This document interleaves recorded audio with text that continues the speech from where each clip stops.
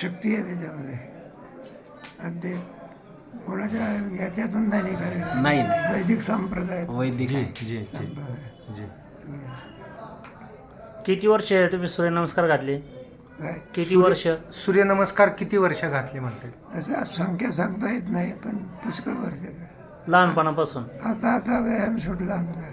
हां. आता या पायामुळे, नाही तर याला पाहिजे याही वयात मी रोज स्नान झालं की काय करायचं, व्यायाम करतो. व्यायाम करायचा. अरे वा. हो. मी आता या पायामुळे काय करता येत करता येत नाही. नाही. सीताराम पाहिजे थोडा व्यायाम कर. सीताराम म्हणतात नाश्ता करून जातो, थोडा व्यायाम करायचा.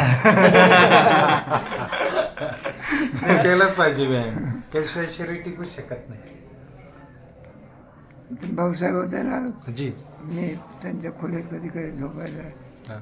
ते वयाच्या 92व्या वर्षी सुद्धा सूर्यनमस्कार करायचे. 92 वर्षी? हो.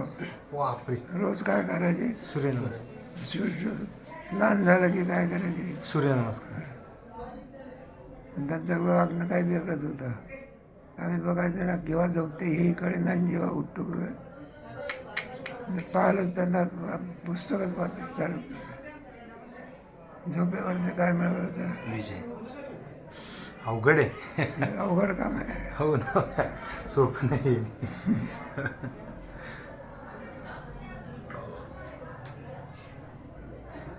म्हणजे चरित्र घेण्यासारखे. तुम्ही भाऊसाहेब महाराजांकडे शिकले पण असाल.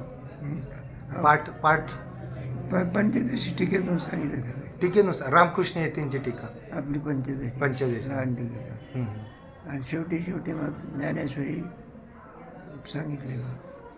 मला भाऊसाहेब महाराजांचा आणि आनंद आश्रम स्वामी महाराजांचा एक किस्सा सांगितला होता डॉक्टर महाराजांनी.